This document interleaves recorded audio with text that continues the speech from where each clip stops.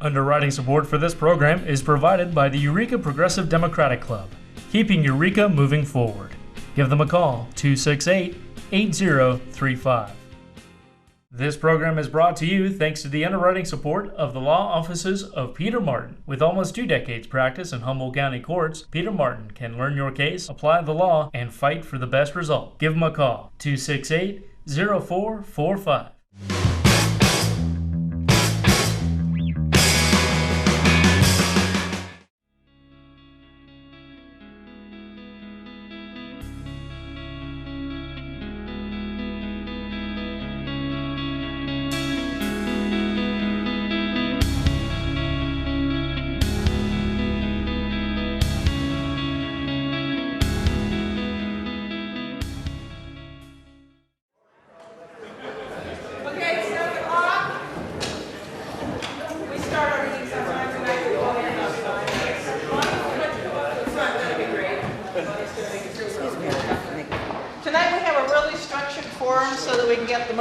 In the shortest amount of time out of our candidates. This is the Eureka Progressive Democratic Club, and it's our Democratic Congressional Candidate Forum, and thank you all for coming tonight this close to the holidays. We're going to have 3-minute statements from each of the candidates and from Bonnie on behalf of Jared Huffman, and then we're going to have 6 questions, structured questions, with 2 minutes for one person to answer, and then everyone else will get a minute to respond, and then 1-minute closing statements, and we'll do that in a rotating way, and we drew names for who gets to start first before tonight. So if you'd like to introduce yourselves and make your introductory statement, we'll start with Andy Caffrey. He got drawn for first in the introductory statements. 3 minutes. Our timer is back in the back there, and she will be showing you a yellow and a red card when your time Okay, is let's out. see if I can do this with a time sitting down. Well, I come from a long, long line of tree-fallen men. And this company town was here before my grandfather settled in. They left enough trees a-standing so our kids could toe the line. But now a big corporation come, bought it out, got us working double time. So tell me, where are we gonna work when the trees are gone? Will the big boss have us wash his car, or maybe mow his lawn? I'm a man, I'm a lumberjack man, but I fear it ain't for long. Tell me, where are we going to work when the trees are gone? I've been singing that song as an Earth Firster for 25 years. I've been occupying Maxam land for 25 years. This is serious stuff. We fought Maxam, and we defeated them. We saved Headwaters Forest.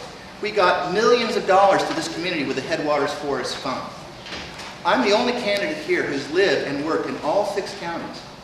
I'm the only one who's been a very involved community organizer for over 20 years here. Where I live in Southern Humboldt, work not only on environmental issues, not only on forest issues, but we're incorporating Emerald City down there so we can control our own medical marijuana industry and a post-prohibition industry.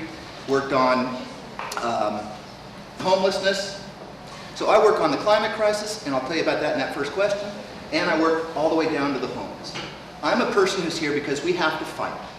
This is not about the same kind of politics. 5 of the people who are running say they're perfectly fine with a Mike Thompson or a Dennis Kucinich or Lynn Woolsey. But I'll ask you, what good would 20 Lynn Woolseys and Dennis Kucinichs do? I'm not here to become a part of the party hierarchy. I'm here to fight for you and especially for your children. I've been working on the climate for 30 years, and both parties have abandoned their duty. They've abandoned us. Mike Thompson abandoned us. Not just Mike, it's all of them. What has to happen now is we have to take the climate crisis seriously. We're looking at Greenland and West Antarctica breaking up, and this town right here will go with the first foot of sea level rise. That is a deadline we have to make sure we don't cross. We have to get away from fossil fuels and nuclear as fast as we possibly can. This requires President Obama to declare a national emergency similar to FDR, and we have to have not just a New Deal, we have to have a war effort to rebuild our local infrastructures to meet our needs as close to home as possible. That means redirecting trillions of dollars from the wealthy, from retreating the American empire, and from legalizing marijuana and ending the war on drugs. That's the path that I'm proposing. I've got 7 proposals called New Green America. You can see on the flyer. And if you elect me, you're sending someone who's telling President Obama and Congress all of these things. And I'll tell you more later. Dr. Courtney? Yes. Good evening.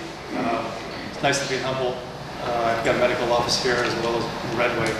Been working here for the last 3 or 4 years. I am a cannabis physician.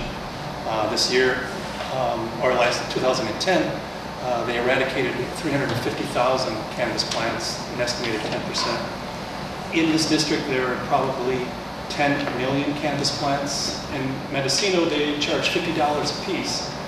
If everyone was paying $50 a piece, that would be approximately $500 million coming into this economy immediately. We need to take advantage of that.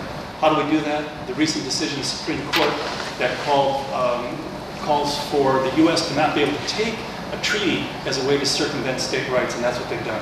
With alcohol, they had to amend the Constitution to prohibit it, and they had to amend it again to stop the prohibition. They didn't really want to follow down that path, so they decided to create a treaty, and the United States has supremacy for U.S. treaties, but the Supreme Court in the Bond decision called that for what it was and run it illegal.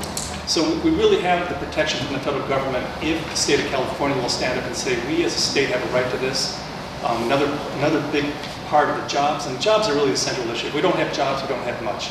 I'm right behind Andy with the environment. If we don't bring CO2 down, we're going to have a real serious problem. Cannabis does fix 5 times as much CO2. If we take that fiber, put it into strand board, put it in insulation, and lock it up, leave the trees, which sequester CO2, that would be very important. Both of those are critical issues. Another big issue is our most precious resource is the ocean. I've lived on it for 20 years, and it will not go down on my watch, or I'll have a very hard time with that. Another thing about the ocean is that it provides energy. In Australia right now, they're bringing up a bottom-based electrical system, which if we put that along this entire coast, we would produce enough energy for the western United States. It would create jobs for the installation, maintenance, distribution, and it would provide a zero CO2. We not only have to stop the production of CO2, we have to actually extract it. We're putting 30 billion tons into the atmosphere every year. Half of that sticks there. So if we could stop increasing our CO2 production, we still have an incredibly serious problem. We actually have to reverse it, which means we have to sequester. Cannabis is an excellent way to go as long as we tie it up. Jobs, national debt, balanced spending, there's huge issues. This is going to be a very tumultuous time. Hopefully, with the right leadership, we'll be able to kind of avoid going down the path of some of the countries in Europe as they face a collapse of finances. I mean, we're at 100% GDP on our debt right now. It doesn't look good. It's time that we figure out a way that we can balance this budget, because as it is, we're borrowing money to live on, and that is a spiral that really goes nowhere fast. Ms. Renee, and could you speak up? We have trouble with the fan back here. I'll do my best. I've had a little bit of a cough. Thank you so much to the Eureka Progressive Democrats and to Linda Atkins for sponsoring us tonight. I really appreciate being here. I come from a family with a long history of public and community service. From an early age, my grandparents and parents instilled the values of hard work and civic engagement. The struggles that I have faced in my own life drive me to create better opportunities for others to have healthier, happier, and more just lives. Washington is out of touch with the realities of the average American. This GOP majority in Congress is using our tough economy to repeal 100 years of progress. Rather than address the inequities of our tax system, this Congress would cut the very programs that provide social services to our most vulnerable. Programs like Social Security, Veterans Administration, healthcare reform, and vital environmental protections that save lives. I grew up in a very diverse family where I learned to work with the people despite our differences. As the first Latina elected to Petaluma City Council, and through my experience serving on numerous boards and committees, I've been able to put my experience to work in challenging situations. Having worked within my community over the last 20 years, I have seen people come together to help one another when they're facing the greatest challenges of their lives. Americans are innovative, creative, and resilient. We need leadership that connects people to that spirit. I have overcome some extraordinary challenges in my life, and I believe that this experience, along with being in government during the toughest economy since the Great Depression, has given me the resilience, wherewithal, and smarts to get America working again. And I represent the other 90% of America still struggling to achieve the American dream. As the largest city in this district, Petaluma is working to retain one of our best economic segments, manufacturing, and our clean and green technology sectors have seen a boom from forward-thinking environmental, fiscal, and energy policies. And I've been at the forefront of those policies for many years now. I've been working on the Clean Power Initiative, which is bringing forward community choice aggregation in Sonoma County, and we've set the groundwork for that. It's now with the Board of Supervisors, and they've been reviewing studies and look like they'll be moving forward in the new year.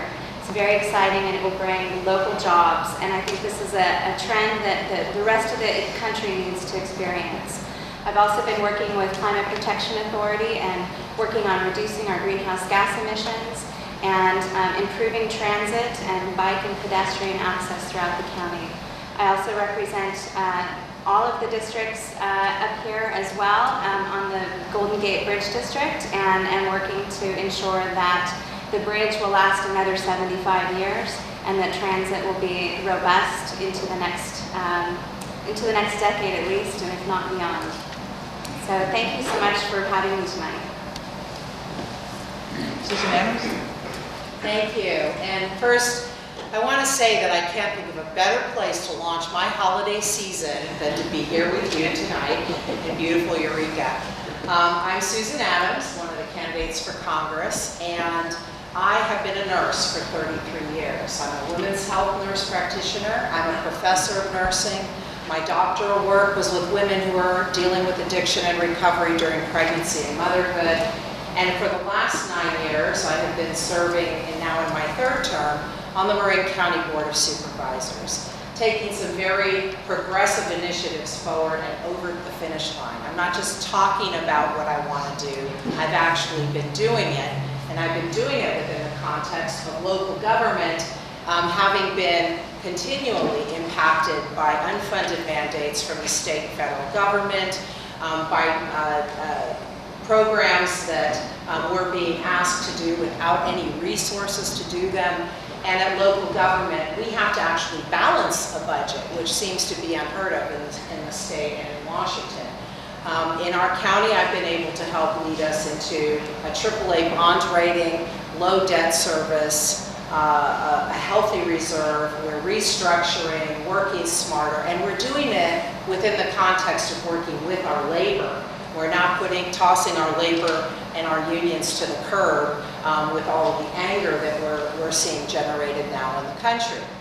And having an approach that takes healthy planet, healthy people has helped me to bring forward the first community choice aggregation for Marin Clean Energy in the state of California. And we are working with Arcata right now to try to see if we can develop the program further in the district. My vision would be that the whole Second Congressional District would show the rest of the country how we can be off the fossil fuel grid over the next 10 years. And I think it happens at the local level.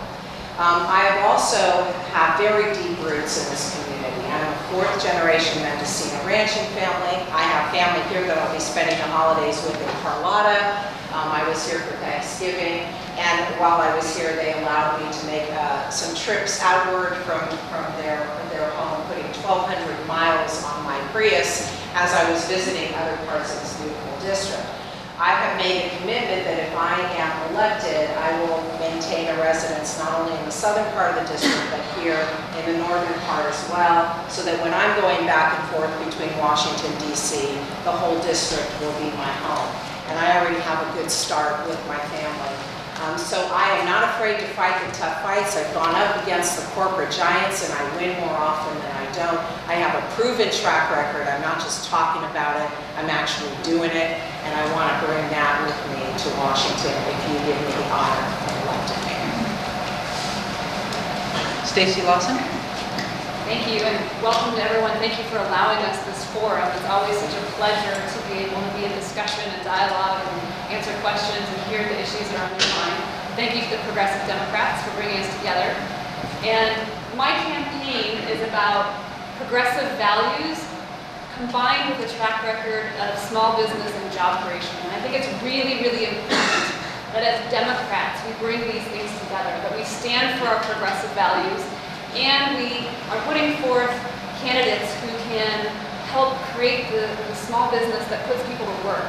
Until we actually have a robust and healthy economy, we won't have enough jobs and in order for the working and middle class to participate in the prosperity that has made America strong. So I wanted to tell you a little bit in my opening statement about both of these parts of the equation. So first, the progressive values. I grew up in a small logging, fishing, and mill town, a town called Port Angeles, Washington, which quite frankly looks a lot like Eureka and Arcata. Fort Bragg is a coastal community. The primary industry was logging and fishing. We had 3 mills when I was growing up, and now there's about a half a mill, one that's kind of limping along. So issues around the rural setting, so rural health care, rural education, and certainly around a natural resource-based economy is how I grew up. My grandfather was a 30-year mill worker. My grandma lives on his pension and Social Security. My father was a truck driver, and he started a small trucking company that ultimately employed about 6 or 7 guys. And during the winter when there was no work or when the weather was bad, it was important to draw on things like unemployment benefits and other social programs to get by as a family.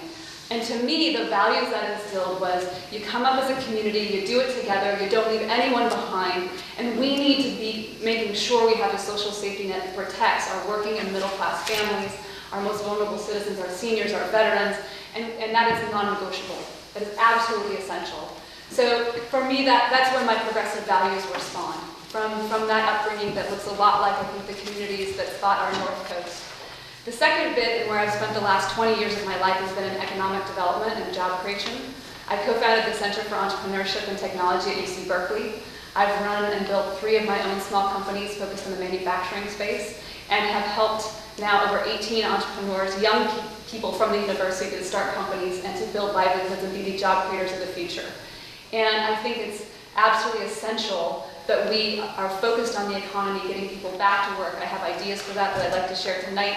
And we do that as a way to ensure prosperity for our working and middle class, and to make sure that everyone in our country participates in that benefit, and that we're holding that line as progressive Democrats. Thank you. Norman Solomon? Yeah, hi, I'm Norman Solomon. It's really a pleasure to be here with you, and thanks to everybody for making it happen.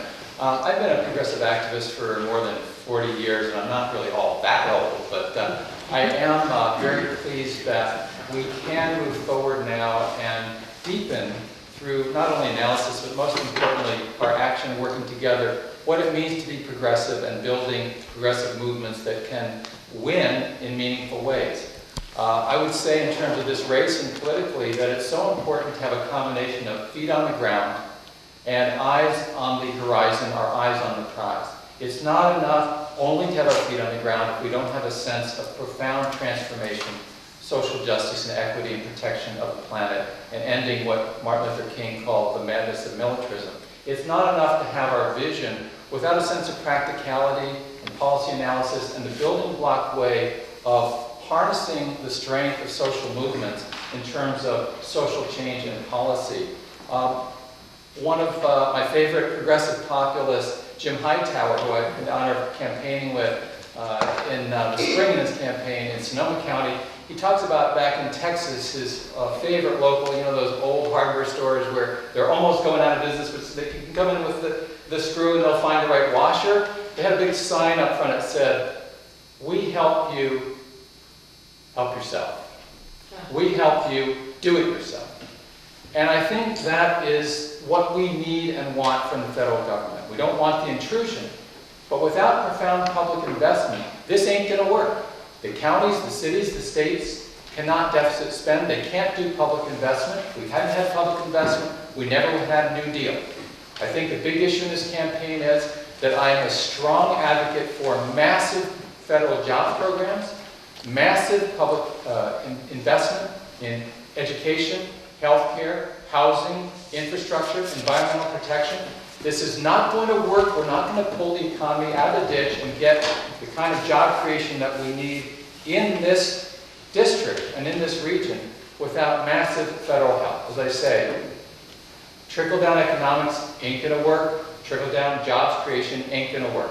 It's clear that there's so much distress. I've got to visit Open Door here, doing a fabulous job, but we've got to fight for federally qualified health center funding multi-year. We have to be willing to go to Washington and insist on adequate funding from the federal government, not just 5 months, 10 months, a year and a half at a time, but enable our institutions, our local institutions that can and must do it ourselves, get the long-term funding and support from the federal government to make it work. And that means not only keeping the federal government out of our local affairs when it comes to our cannabis situation, for instance, not only keeping the federal government away from the Bill of Rights, which is now trampling on, but also, instead of all the funding for the warfare, we need funding for our own communities to make it work. Hi. Thanks very much. Now, Bonnie Neely's going to make a short statement for the Jared Huffman campaign. Just from over here? Sure, thanks. Okay, and it reads, Dear Humboldt County Progressive Democrats, I'm sorry that I can't join you tonight. I'm traveling with my family for the holidays, but I thank you for allowing one of my Humboldt County co-chairs, Bonnie Neely, to read this statement. I'm running for Congress because I think I have two things we need from a good and effective representative. One, progressive democratic values and a proven record of getting things done. You're going to hear from some fine Democrats tonight. In terms of our positions on the issues, you won't hear many major differences. But on the question of who's best qualified to represent you effectively in Congress, there are big differences. Each candidate has unique strengths, but I am the only one who has actually been a legislator representing the North Bay and the Assembly for the past 5 years. Please take some time to review my record because you'll feel that I haven't just talked about things like healthcare reform, environmental protection, building the clean energy economy, creating green jobs, and protecting consumers. I've authored laws on all of these issues and more, passing 60 pieces of successful legislation. I've not only worked as a legislator, I've built a solidly progressive legislative voting record, including a career 100% on pro-choice, pro-women issues, 100% with the California Consumers Federation, 100% on senior issues, and one of the best pro-labor voting records in the legislature at 97%. On the environment, I not only have one of the best voting records in the legislature, I chair the Legislative Environmental Caucus, and my work on a broad range of environmental issues has been honored with more than a dozen awards, including Legislator of the Year awards from the Planning and Conservation League, Californians Against Waste, California Product Stewardship Council, California Coastkeeper Alliance, and California Water Reuse. I've also received California's Audubon Society's highest environmental honor, the Byron Shear Legislative Leadership Award, and from Cal Trout, the Golden Trout Award. But I'm not just the environmental candidate, I'm also focused in a big way on jobs and the economy. That starts, as your member of Congress, one of the most important urgent priorities will be helping improve the North Coast economy. That starts with understanding that the North Coast is not the Silicon Valley, it's not San Francisco, and it doesn't want to be. The rural resource-based economy here is different, and the strategies and solutions to job creation and economic development are different too. That's why I've already spent many days on the ground in meetings and tours listening to North Coast leaders who are working on economic development and job creation, including local leaders at the Small Business Development Center, Humboldt State University, engineers from SCHOT's Energy Research Center, Herman Spetzler and his colleagues at the Open Door Clinic, leaders from St. Joseph Hospital, ranchers, foresters, fishermen, land trust members, medical cannabis workers, artisan cheese makers, county workforce development officials, community leaders, Caltrans officials, and owners of several niche manufacturing companies. You'll find my positions on many issues of concern laid out on my website, www.jaredhuffman.com, which I hope you'll visit. And finally, I believe the endorsements I've earned so far in the campaign speak to my values and qualifications. I'm proud to have won all of the environmental endorsements. Stop, Bonnie. Oh, is it time? Yeah. Also 15 endorsements from growing unions. Thanks. Okay, the next section of our program, the club chose 6 questions to try to maybe get an idea of how you are different. And we drew by lot for the first person will get 2 minutes to respond, and then each of the rest of you will get a minute to either rebut or have your own input put in. And Norman Solomon got first for the first question. So what do you think is the most important issue facing Congress today? Jobs and the economy and social equity. I'm wearing the 99% button. It's for now more than 40 years. I've been involved in that process of fighting for social justice as we've seen the gaps between rich and poor grow ever larger. And we're seeing it in this community. I mean, it's heartbreaking to travel around the North Coast and see people out of jobs, veterans sleeping under bridges. I went to the Veterans Center here, the heroic job being done by people with inadequate funding to deal with problems that are just too massive. We need jobs, we need job training. We need good green jobs that have adequate funding to have a plausible way of pulling the economy out of the ditch. And I think the reality is, when you look at it, I went up to Norte County, heard about what's going on up there, it's actually a very similar pattern in the different counties in the North Coast. You have teachers struggling to educate students where the class sizes are getting larger, the facilities are sometimes literally crumbling. I go to, as I mentioned, the Open Door Clinic, heroic, and my wife is a nurse practitioner working for federally qualified health centers down in Sonoma and Marin. We see the same issues here about health care. Young people who've never seen a dentist. They might be 5, 10, 15 years old even. So I think that the crisis, which is so huge, cannot be turned around in this community without massive federal aid and programs that are long-term that enable people in local communities to make multi-year planning and implementation. I just close on this note. There are creative solutions. They're in the air, they're in the wind. Got briefed extensively about short sea shipping, a marine highway. It's one of the ways in which environmentally and in terms of a commercial future, there's a win-win. The federal government has to stop wasting the money on all these wars and finding the willingness and determination to give adequate funding for our communities. Thank you. Andy Caffrey, 1 minute. I agree with Al Gore. It's a climate crisis, no doubt. And we've been ignoring it at our peril. The only solution is to integrate that with the economic crisis. So there isn't one path. You don't just deal with the climate or deal with the economy. They've got to be integrated. And we have to pay a price now because we did nothing for 30 years. The Democrats and Republicans failed us. We have to come together as a community, and we have to find a way of putting people into Congress who are our leaders, people that we have worked with, people who are not corporatists, people who have studied the science and also been in the communities and seen what's happened economically.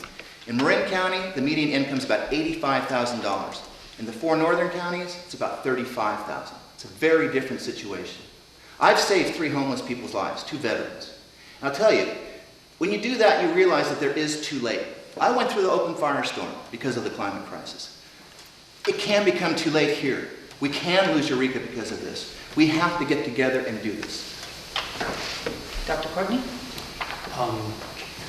95% of the market is outside of the U.S. 1% of small businesses export. The federal government needs to support and educate our small businesses as to where the market is and how to reach it.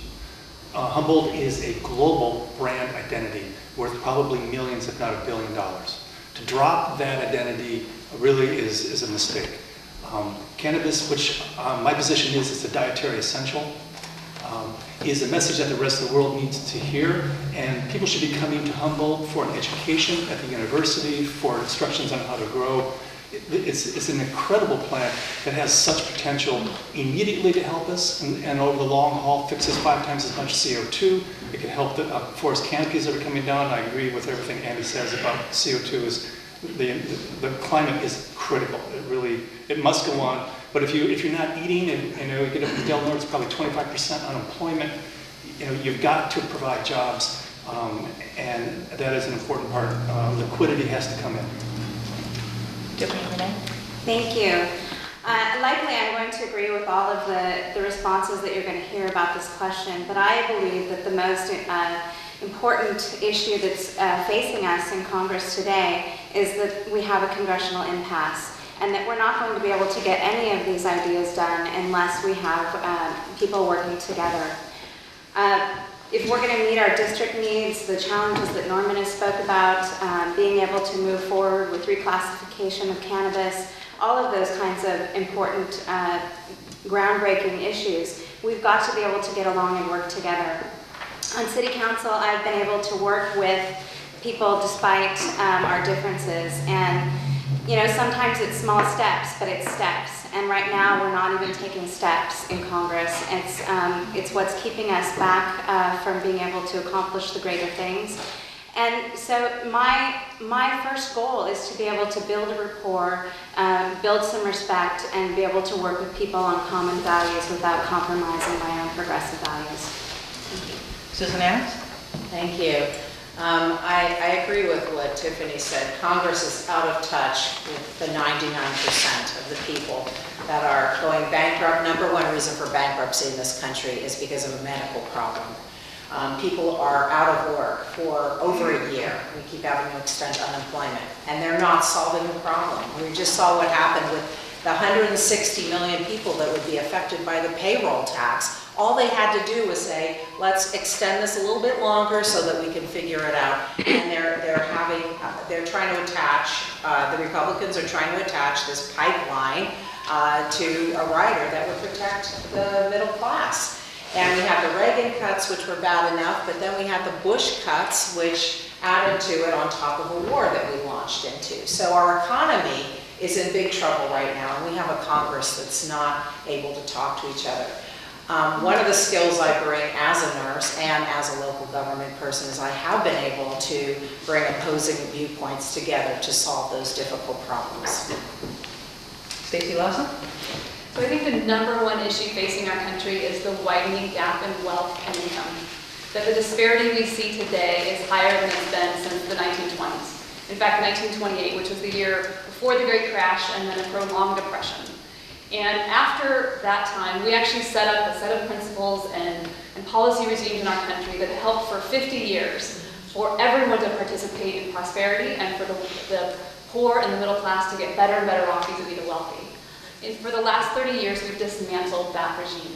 We've dismantled our regulatory environment for risky exchange-based transactions on Wall Street. We've deregulated the banking environment. We took away Glass-Steagall, which helped separate our commercial banks from our investment banks, and that helped mitigate risk. We have a whole set of new risky financial instruments that we've not been tracking properly, and all of that has led to now a dynamic where for the last 30 years we've had stagnant real wages, and the wealthy are getting better and better off vis-a-vis the poor. I think it's something we need to fix immediately through new jobs and revitalizing the economy. Chairman Solomon? Answer it. Okay,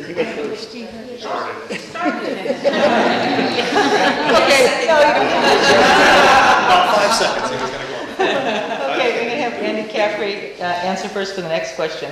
What changes would you support in the federal tax structure that would benefit the 99%?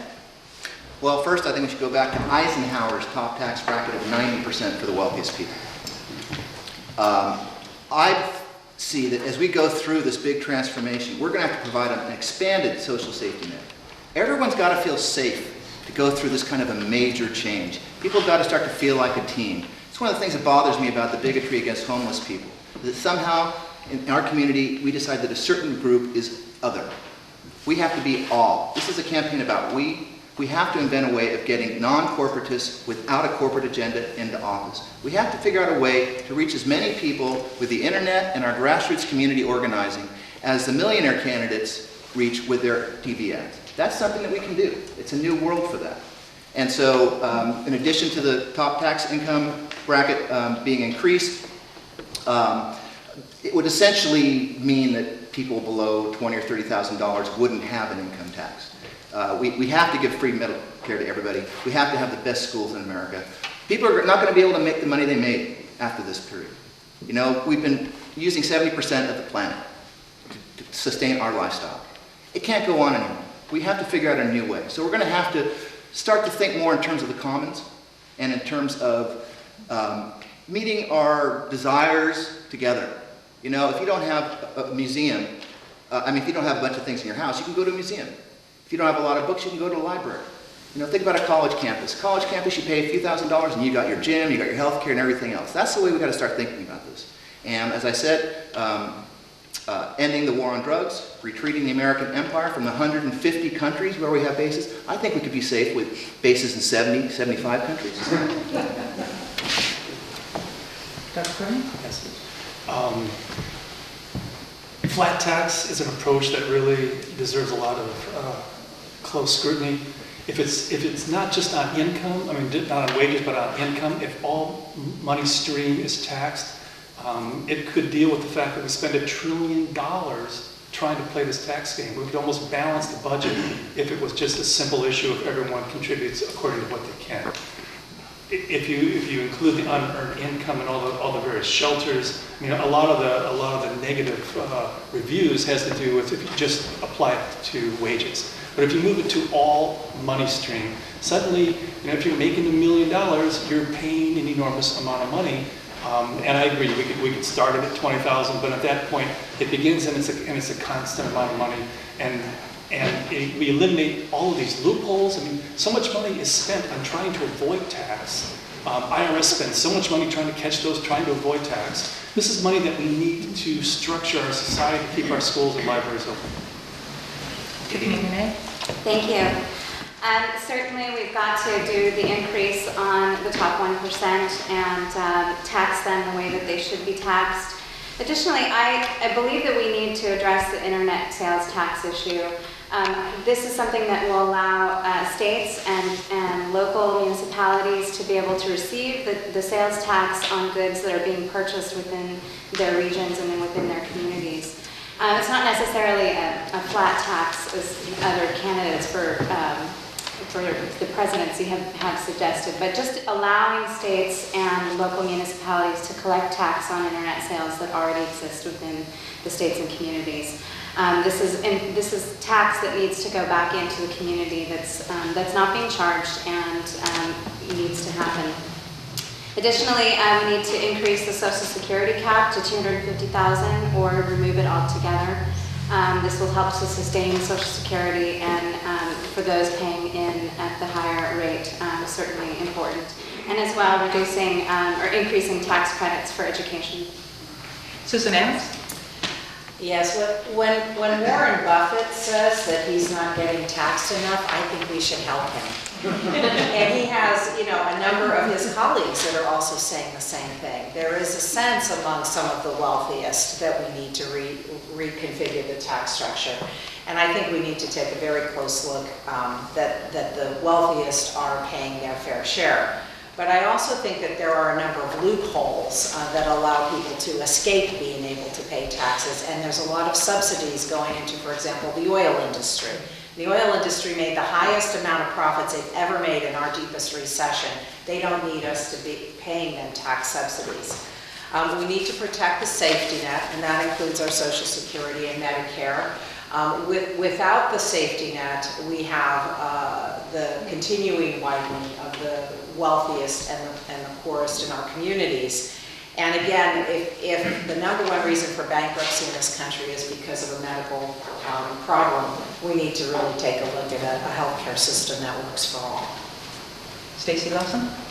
Yeah, so one of the fastest and fairest ways for us to address our fiscal picture is tax reform. And I think those who are fortunate enough to have made millions should pay their fair share, and we all know that's not happening right now. So I think there are three things we need to do vis-a-vis tax reform.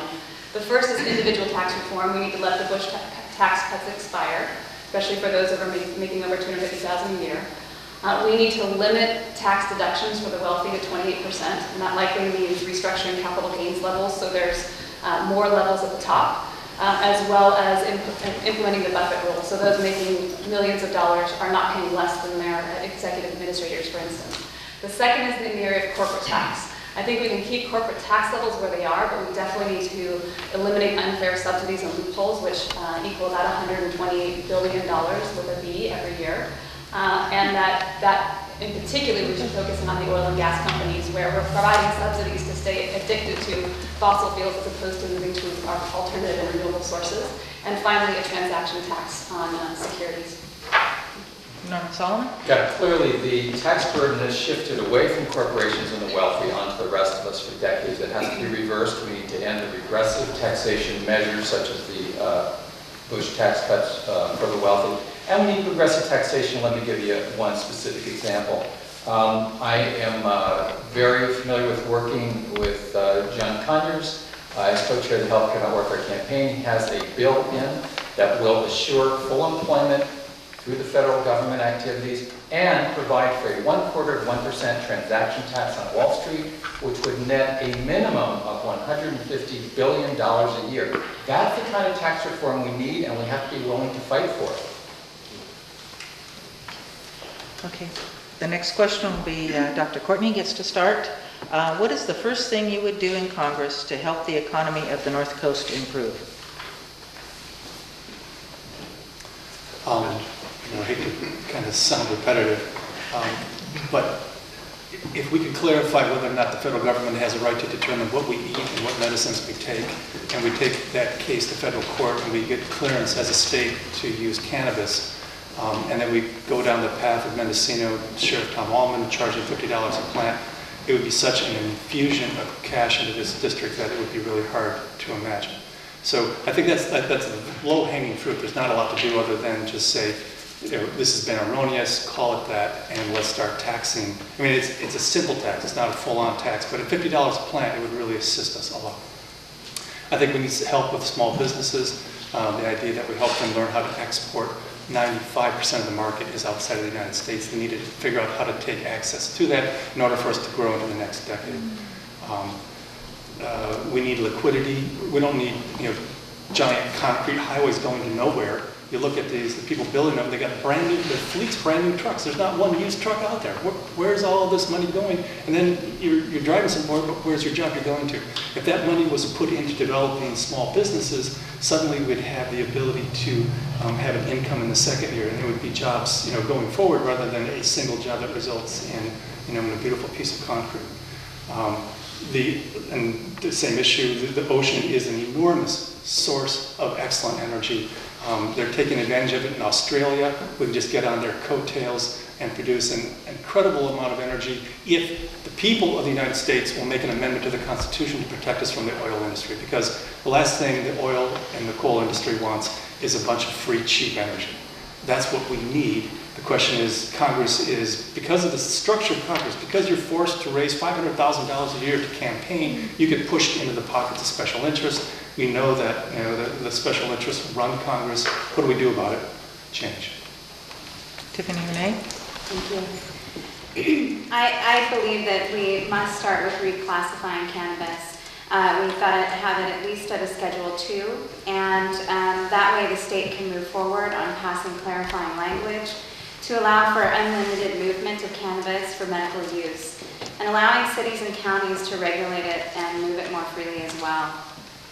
Additionally, I am pushing for a student loan debt refinancing to put money in the family's pockets and recirculate that money locally.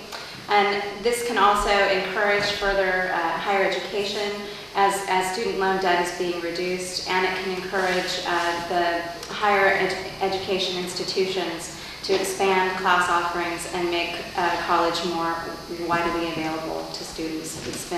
It's seen such a deep decrease in funding. So by reclassifying student debt, it will encourage people to get back to school and put money in the pockets of people who need it. Thank you. Susan Harris?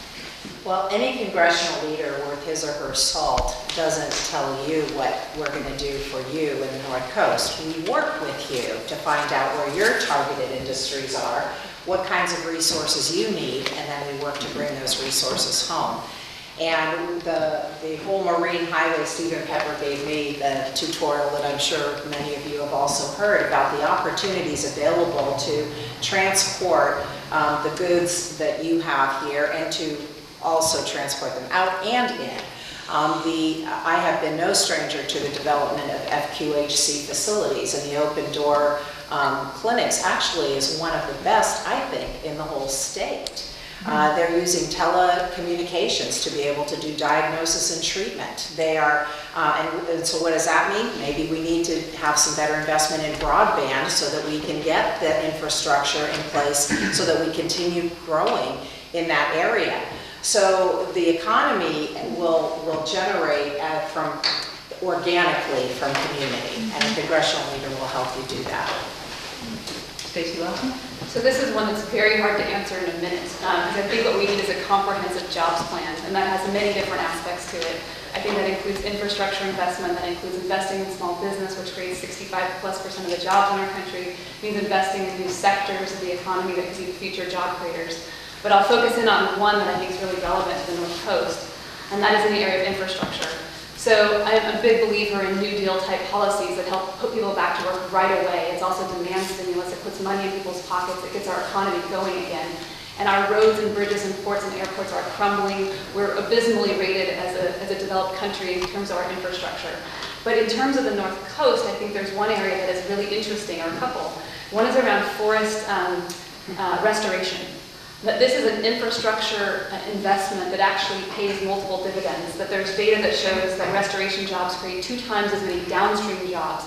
So it not only creates a sustainable way for us to preserve our natural resource base, but also creates a whole set of downstream possibilities. And I have to stop, but I would love to tell you more, talk more with you about it. Norman Solomon? Yeah, well, clearly we need a constellation of major federal measures along that concept of we help you do it yourself. And that means people in local areas know what's needed in the harbor, in the rivers, in the ocean, in the forest, in the schools, in the medical facilities.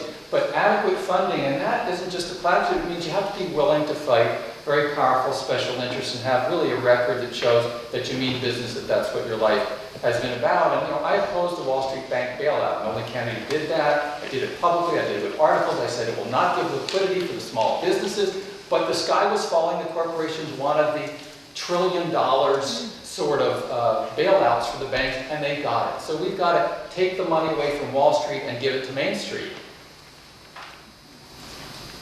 Andy Caffrey? I would support a Community Sustainability and Restoration Act, and it would be funded by ending all of the subsidies for oil and gas, and by repealing the Price-Anderson Act, which is what allows nuclear power to be insured without bearing the cost of the insurance. So we, the taxpayers, have the burden if we should have another Fukushima here in the United States. So what we need to redirect those literally trillions of dollars to every community in the country to start the process of figuring out how to get off of fossil fuels in 10 years or less. And it takes us coming together, so the process also includes what I call great conversion conferences, where we bring labor and agriculture people together, both conventional and people like permaculturists, and we bring climate crisis experts, peak oil experts, and the people who I call ecotopian technologists, the green city people, the bioregionalists who can teach us how do we assess sustainability. You do it by ecosystem by ecosystem. It's the only way you can do it. Okay, the next question is for Tiffany Renee. How would you resist getting pulled to the right once in Congress? That's a hard one when you're starting from the very, very left. I have to say, I've been on city council for the last 3 years, and I faced some pretty contentious issues, being a progressive on council, being at the far left on many of the issues that we faced. I don't think it's a matter of resisting. I think it's a matter of being able to sit down and talk with people when you have different values and different ideas. And so I've really worked hard to build a sense of camaraderie on council so that even when we're facing contentious issues, we can still work together and work through our differences and try to attain some form of consensus. And occasionally it's small steps and occasionally you fall on your sword. But you've tried and you can continue to work with people from a basis of respect to move forward when those contentious issues come forward. So it's something that I'm willing to do. It's hard work. It takes a lot of smiling and nodding your head and trying to be patient with people when you have very divergent views. But it's important to do because occasionally you can find where those common values are and be able to move forward with them. Susan Adams? Yes, I have a long history in local government, and local government, the beauty of local government is that we don't make decisions based on our partisan politics. We have to get the job done for our communities, and those of you that have been in local government know that. And so it doesn't mean that you give away the store in order to get your point across. But for me, I've done things that have helped protect me. Like I don't take the pension plan or the car allowance while I'm at work and through my job because I have to make decisions about pensions. And so I want to remove that barrier. People that are concerned about the taxpayer dollars like the fact that I'm a careful steward of the taxpayer dollars. And that helps us to build common ground. If you can get to the low-hanging fruit and where you find agreement, and I think even Republicans that I know that are moderate Republicans will say they don't want dirty air, they don't want dirty water, they want our children to have good educations. We have to try to then get to, well, how do we get there? And so being firm in your, I've got to stop. Stacey, Lawson? Yeah, I think, values are values. And when you have progressive values in your DNA, that's where you stand from. You bring integrity and the willingness to fight for those. I also think that it's important that we have civility in our politics, and that is a place from which new solutions can arise. So if you look at Washington, if you look at 10 years ago, you would see that people were having local debates across the aisle, but then going to dinner together or having a drink in the bar afterwards, and that's not happening anymore. I mean, there's no one going to dinner together. They can't actually stand to be in the same room. There's a lot of vitriol. And I think number one is actually to go create some civility, to build relationships again, and to start having the conversation about where common ground can be had. It's really about relationships, about integrity. It's about willing to have a conversation and to stand up for your values at the same time. And I think that's very doable, but something that needs to be invested in again in Washington.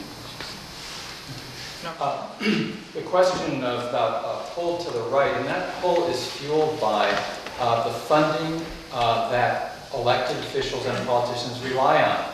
Our campaign refuses to take a single penny of corporate PAC money. We've raised more than $280,000 without taking it. We won't take it, nor will I when I'm voting on measures on the floor of the U.S. Congress. There's also the reality that if we're going to have a different kind of politics, if we're going to refuse the pull from Wall Street and the big military contractors and so forth, then the constituency is going to not be those with wealth, the rich donors or the corporate PACs and so forth. The constituency is going to be the public and those who contribute their energy, their volunteer time, and their money. And so very proud that our campaign has taken money from 2,600 different people who've written us usually small checks or contributions. That's the kind of funding base that I believe in for politics. Andy Caffrey? Did you know that all 41 Republican senators meet the diagnostic criteria for antisocial personality disorder? This isn't about going in and healing. This is about going in and fighting. I will be the Republicans' worst nightmare. And I will also be the worst nightmare of Pelosi if she pulls impeachment off the table again, or does any of these other things that allow, like Mike Thompson, that just allowed the Bush administration to go on for 8 years. Probably the most destructive thing to happen in the last 50 years is to allow the Bush administration to go on. I'm with you. Every day after Congress, I will whip out my camcorder. I do a lot of video work now, and I will tell you what went on that day. Who the good guys are, the bad guys, the good legislation, and the bad. And every week, I'll have at least a 3-hour online webcast with you so that we can go into Congress, so that you see what I see. And then, 2 years later, we can get 4 or 5 more people elected this way without the $250,000. With us, with our communication, with our collegiality and teamwork. So that's the future I see. And I'm suggesting that we'd have, 4 years from now, 20 Michael Moores, 20 Amy Goodmans, and 20 Andy Caffreys raising hell in Congress. Dr. Courtney? Education, education, education.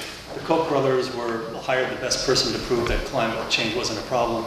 The scientist changed his mind. He's like, well, this is a big problem. You can't be anti-cannabis. You can be uninformed. There's not a person out there unless they're operating at a psychotic level. And I would agree with them as a psychiatrist.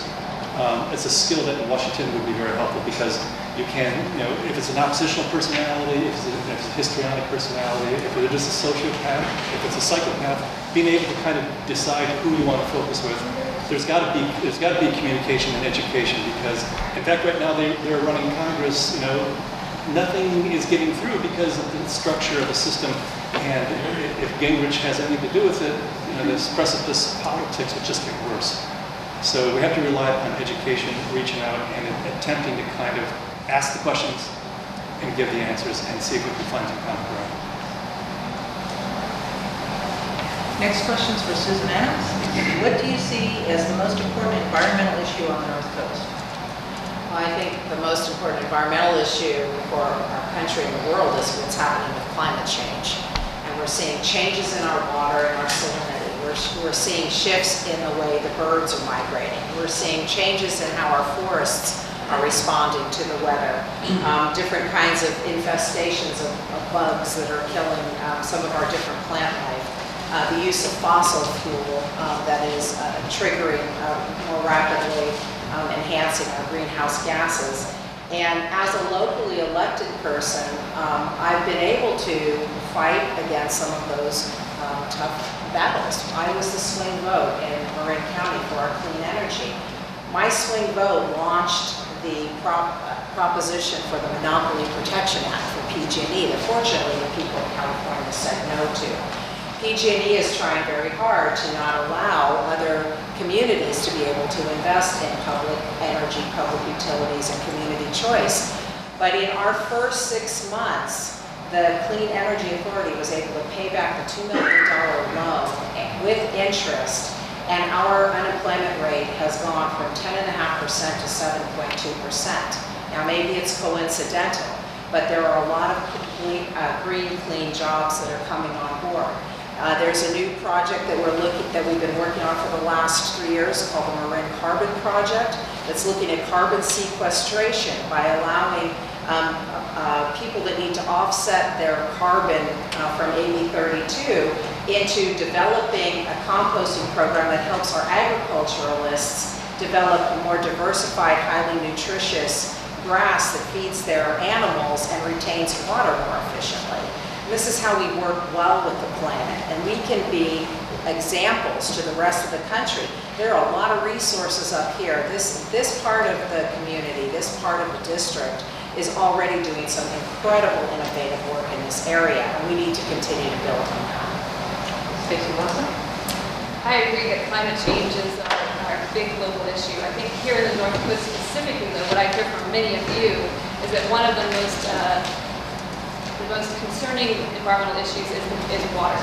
And I think that the Climate Basin Economic Restoration Act and the agreements around that are really key legislation that we should be actively moving through Congress. Has now been introduced and sitting in subcommittee. And the focus of that is on restoring and rebuilding our natural fish production, on establishing water and power sources that are reliable, and of course just rebuilding sustainable community here for the North Coast. And I think that those agreements show that it's possible for dozens and dozens of organizations that represent tens of thousands of individuals here on the coast to come together and as a community to find solutions that work for everyone and also can support jobs. The removal of the 3 dams actually has the opportunity to create over 1,400 jobs locally in the region and also to help boost over $750 million worth of agriculture and fishing economy, and I think we should be supporting that wholeheartedly. Yeah, we've got to defend our water, the quality and the quantity. Prevent absolutely any offshore oil drilling. We've got to protect the waterways in terms of all forms of pollution. And in terms of quantity, we have to deal with the threat of this resuscitated water bond, which is, as Westchester said, wolf in sheep's clothing for, among other things, I would add, a peripheral canal. And I'll say here, in the absence of the Assemblyman in this race, what I said when he was at our debate a couple weeks ago in Marin County, that support for the water bond includes a couple of $1 billion of infrastructure towards a peripheral canal. I've been opposed to it all along. I think it was wrong to support that water bond in the past. Washington has its eyes on funding that could help to bring about the construction of a peripheral canal or tunnel in this state. It absolutely has to be fought at every turn, not just the Trinity Rivers at stake, but all the waterways in this region. Andy Caffrey? The collapse of the biosphere in general. You know, it's the Titanic has hit the iceberg. It's everything, and everything is integrated. Fortunately, if we take the climate crisis as our guide, it solves a lot of other problems. Do you know that in the last 10 years, the number of lions in the wild has gone from 200,000 down to 20,000? I mean, at that rate, they've got a few years left. They're already ghost species. Species, orangutan, polar bear that are not going to make it. So what we have to do is we have to reduce our emissions and we have to restore the native diversity in our ecosystems. That's the path we have to go. And we have to figure out how to live within nature's budget. We're living off the capital, and we're leaving our kids a severely, well, maybe even a destroyed planet. You know, I can't stand that. I wouldn't be running if things were tweakable by environmental liberal Democrats. But it takes more than that. It takes a national movement. We have to raise hell on the green left side the way the Tea Party's doing it on the right. We're in the middle of the sixth mass extinction, called the Holocene extinction. Began 10,000 years ago, rapidly accelerated with our participation. Accelerated with our participation. The fifth mass extinction was the dinosaurs. We lost 17% of the family species at that point. We are now predicted to lose 50% of the species on this planet in the current extinction that we're in. Why is this not in the newspapers and on the radio and the schools guiding our use of coal, that type of thing? We need a global Manhattan Project to stop this process. We need plants like cannabis that fix 5 times as much CO2, so we need to suck it out of the air. And trapping it at the coal plant is not the solution. We need to make an aggressive move forward. So education, again, is critically important. I've already filed for, I started out with the Clean Energy Act and I moved it to a Clean Energy Amendment because an act is not going to move it. Congress is not going to do it. Tiffany Renee? Thank you. In Petaluma, I've been working on climate issues for many, many years. It was something that I studied in school and in my graduate level degree. And the ideas that I brought forward at the Regional Climate Protection Authority and SEED instituted are very simple in concept. It's retrofitting our homes, being able to provide easy, low-cost loans that you can apply to your tax bill. And we're seeing jobs get created out of these kinds of opportunities.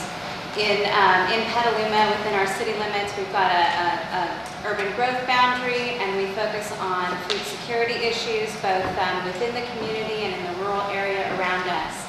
I helped to institute the Petaluma Grange. It's a local grange that's very progressive and focused on family farms and organic gardening.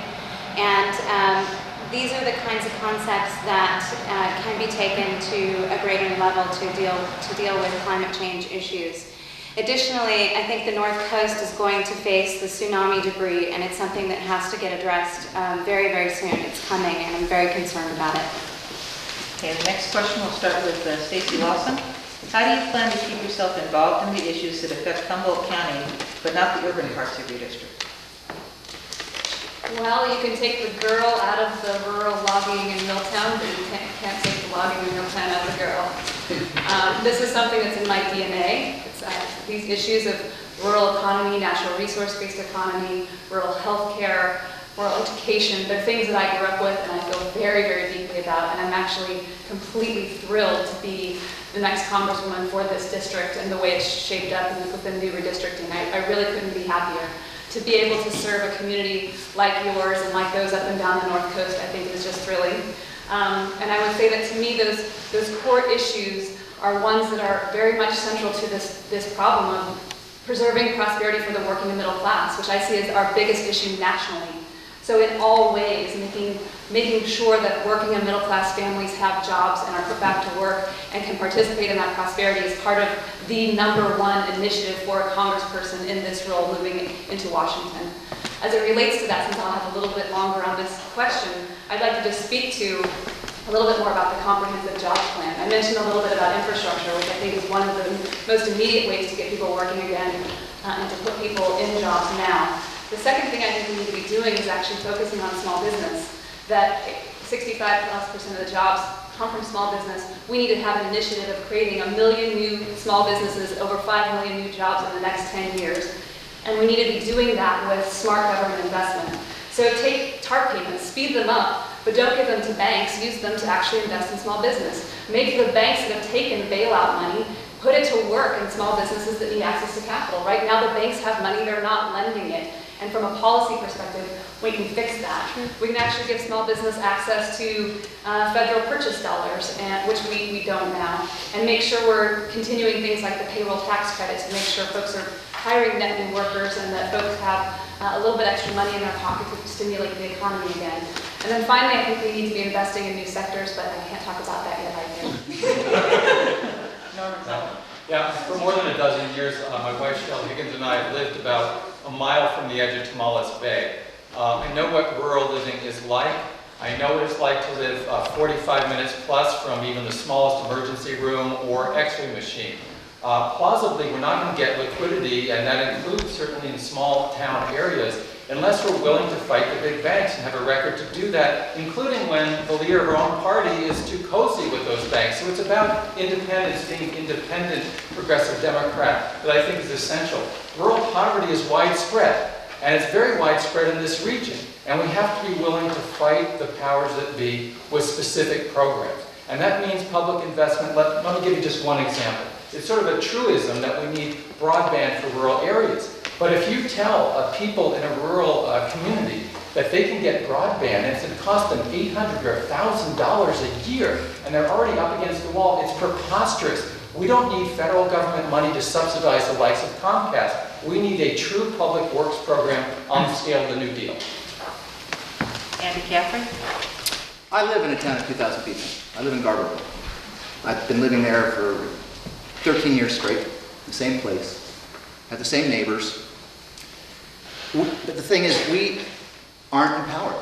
We aren't the ones making the decisions. Now, down in southern Humboldt, we have a problem because up here in Eureka, they make decisions for us since we're unincorporated. So we are working on a process down there. I'm one of the main organizers of Emerald City, incorporating southern Humboldt into its own city so that we can come up with our own regulations for marijuana and everything.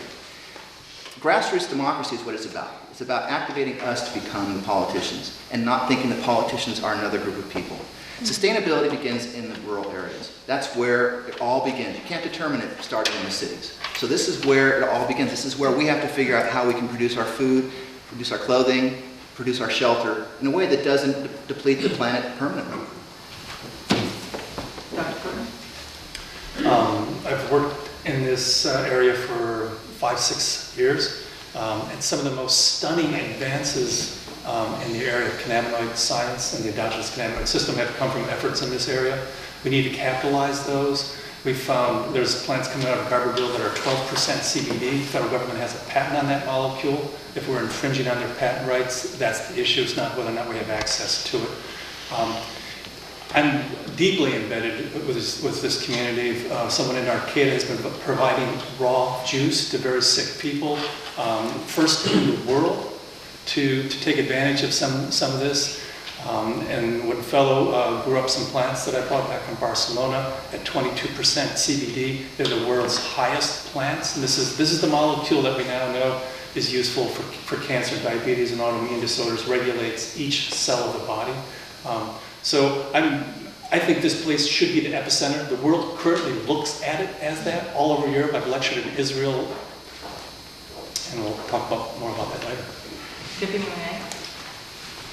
So I spend about 90 to 95% in the public life. I only make $5 a meeting as a public city council member, and if I had more money to come up here and spend more time, I would. So I'm seeking places to stay. I've gotten, my husband has the bug now for being up here as well, which is very exciting. I've been able to spend a couple of days here this week and enjoy this incredible weather. So I intend to spend quite a bit of time up here. I've already started a schedule of coming to each of the counties sort of rotationally each month and really enjoying the time that I spend here. So please invite me to events, because if you invite me, I will come. That's something that I'm known for in Petaluma. I show up and I stay engaged, and I look forward to doing that here as well. This is an incredible community, and you're very active, and it's quite exciting to see. So look forward to hearing more about events in the next coming month, and keep me in mind, and if you have a place to stay, let me know, because I'm on a low-budget campaign. Susan Allen? Well, I have family here, so I'm spending my Christmas in Carolina with my brother and his wife. I've rooted for the boys at the Fortuna High football games and at Humboldt State. I'm no stranger at the Hot Brew in Fortuna. They know who I am. I think I've got those votes locked up. So if I'm not showing up in Humboldt, if I'm elected, my brother will probably kick my butt all over the county. So I'm very happy to be at least peripherally a part of this community, and it's been really exciting to learn more about the issues that the community is facing. But I think that town hall meetings, use of internet, having my phone is published. People call me at home as an elected person. I don't mind getting calls. I won't answer your call after 10 o'clock at night, however, usually the next day. But I think it's going to be really important that whoever you choose has a connection to the community, will be willing and able to listen, to work on the problems, and I made a commitment to establishing a residence here as well as in the southern part of the district, so I can make that happen. Okay, now we'll have a 1-minute kind of closing statement from you all, and everybody is welcome to stay and talk for a while afterwards. I'll keep the hall open until people want to go home, and we'll start our 1-minute closing with Stacey Lawson. Great. Well, I'm Stacey Lawson. I'm seeking to be the next Congresswoman in this beautiful District 2. And I think what's unique is I bring strong progressive values along with a track record of job creation. I'm the only candidate in the field who's created thousands of jobs and spent the last 20 years investing in small business and entrepreneurs, helping get small businesses created, and educating our youth to be the job creators of the future. And I think given the economy and its high place in our public priority right now, and the essential issue of getting folks back to work and creating a solid middle and working class that can participate in the prosperity of our country, that my skills and background and my progressive ideals are exactly what we need in Congress, and I would absolutely appreciate your vote. I hope you will go to our website and read more, www.staceylawson.com. And I hope to be in dialogue with as many of you as possible as we reach out during this campaign. We've been trying to do telephone town halls and public meetings and meet and greets, and I hope we'll have the opportunity to meet every single one of you and to serve you in Congress. Thank you. Norman Solomon? Yeah, I'm Norman Solomon. I want to thank everybody for the warmth and openness and sharing of ideas that I've experienced here in Humboldt County. I've had a lot of endorsements, and none really more significant to me than two from leaders in this city, Peter LaValle and Susan Johnson. To me, it's about connecting and finding our common interests. And in the few seconds remaining, I'll say that I hope you'll visit our website, solomonforcongress.com. I want to invite you to visit us at our campaign headquarters, which is going to be a little office inside the Humboldt County Democratic Party office here in Eureka. So Solomon for Congress, the doors are open all the time. And one last thing, I want to invite you to a special event at the Eureka Theater here. It's coming up on the 11th of Wednesday, the 11th of January. Doors open at 5:15. I'll be there with Phil Donahue. Yeah, that's Phil Donahue. The longtime public affairs programmer, produced the documentary film Body of War. And Phil Donahue, what else? He'll be helping us have a town hall discussion about our problems and solutions. So hope to see you there. Andy Caffrey? You know, if you're sitting on a beach and the tsunami is coming, if you don't leave early enough and get far enough away fast enough, you're just as dead as anybody who just sat there on the beach. So it doesn't matter if we're going in the right direction. Right now, the Republicans are dismantling our government and they're dismantling the economy. In Michigan, half the blacks are facing losing their own government, their city governments. Right now, the state, which can control the cities, is going to appoint a banker to liquidate the assets of the people in Flint, Michigan and other places to pay for these debts. Okay? As a progressive and as a green, there is no one else here who is better than me on a single issue. Norman is wrong. I was opposing the bank bailout too, every week here in Eureka and in Garberville. We've been demonstrating against Thompson since the Afghanistan war began. If you don't see the problem, you're not going to find an answer. Tonight, only Dr. Courtney and I recognize that the climate crisis is the most urgent crisis, and everything else has to be not set aside, but it has to be dealt with in the context of we are on a Titanic, and if the Titanic goes down, everything goes down. There's no jobs on a dead planet. Dr. Courtney? Thanks for having us. You know, it's an incredible array of problems that we have. It's going to take a lot of folks' attention. It's going to take the ability to find some kind of compromise with the majority who pretty much is running the show at this point in terms of the Congress. And you look at what's passed, nothing's passed that we would vote for. I think a lot of action is going to have to occur outside of Congress. I think we need to get the citizens of the United States to make some actions. That's where the excitement about this 99%. The corporation is what stands between them and the 1%. If you can invest in limited liability, you join the 1% and you reap benefits and you have no risk. The folks down below just kind of carry the load. So we need to take this power forward and do the Global Manhattan Project to stop CO2 production so that our children and grandchildren have a planet to live on. We can do that while building jobs. We can do it smart. We can learn to take advantage of the world market, and look forward to any questions you may have at courtneyforcongress.org. Tiffany Renee. Thank you. Thank you for having us. I'm very optimistic about the next election cycle. With the low numbers of Congress, I think we're going to see a huge turnover. And because of that, I think we're going to be able to accomplish some great things. In this time, I'm working with Occupy Petaluma. We were able to push forward with the mortgage moratorium, foreclosure moratorium.